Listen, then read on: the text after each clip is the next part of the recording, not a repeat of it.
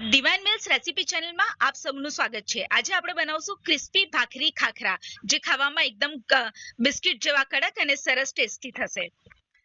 4 વાટકી ઘઉંનો લોટ લેશું, પછી એમાં 2 ચપટી હિંગ ઉમેરીશું,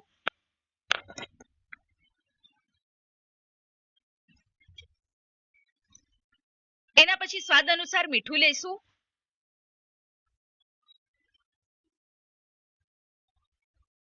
એના પછી 1 ચમચી જીરું ઉમેરીશું,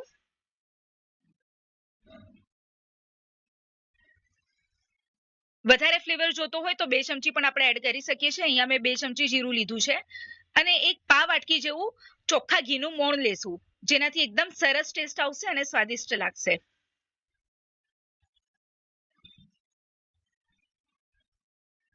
અને ખાવામાં ક્રિસ્પી પણ લાગશે અને સરસ ચાવવામાં પણ સારી લાગશે। હવે આ બધું એકદમ સારી રીતે મિક્સ કરી દેશું।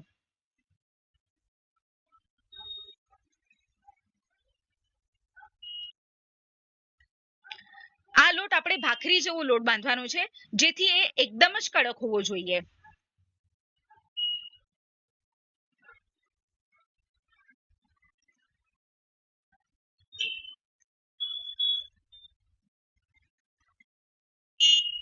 આ બધું બરાબર મિક્સ થઈ ગયા પછી જેટલું જોઈતું હોય એ પ્રમાણમાં પાણી નાખીશું। પાણી વધારે ના નાખાઈ જાય એનો ખાસ ખ્યાલ રાખવાનો છે, કેમ કે લોટ આપણે એકદમ કડક બાંધવાનો છે।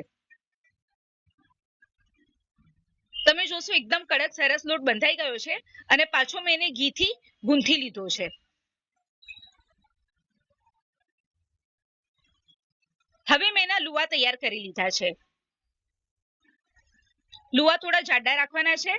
હવે ભાખરી ગોળ શેપમાં વણીને વેલણથી એમાં આકા પાડી લેવાના છે, જેથી જોવામાં થોડું સારું લાગે।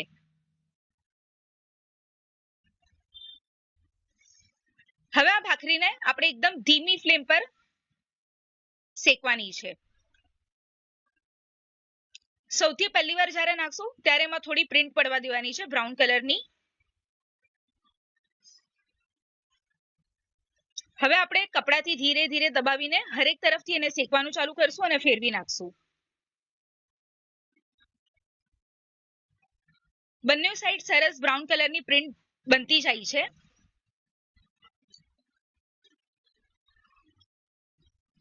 કેમ કે આને આપણે ક્રિસ્પી ખાખરા જેવો કડક કરવો છે, તેથી આપણે એને ધીમો અને વચ્ચે અમુક સેકન્ડ્સ માટે ફાસ્ટ કરીને એવી રીતે આવી સરસ બ્રાઉન ભાત પડે એ રીતે આપણે એને શેકી લેશું।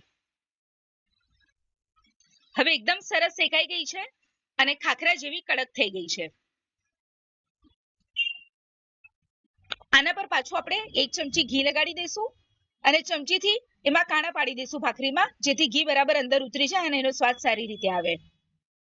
આ ખાખરો જોઈએ તો તમે ચાની સાથે ખાઈ શકો છો, નહીં તો આપણો અથાણાનો સૂકો સંભાર ઉપર લગાડીને ખાઈ શકો છો, અથવા તો આના પર લસણની ચટણી અને થોડું ચીઝ ભભરાવીને પણ તમે ખાવાથી બહુ ટેસ્ટી લાગે છે। આ ભાખરી જુઓ મેં તોડીને જોઈ છે અને એકદમ સરસ ખાખરાની જેમ અને ખાવામાં એટલી બધી સ્વાદિષ્ટ લાગે છે કે તમને જ્યારે મન થશે તમે 2-4 ભાખરી બનાવીને નાસ્તામાં અને ખાખરાની જેમ ખાઈ શકો છો।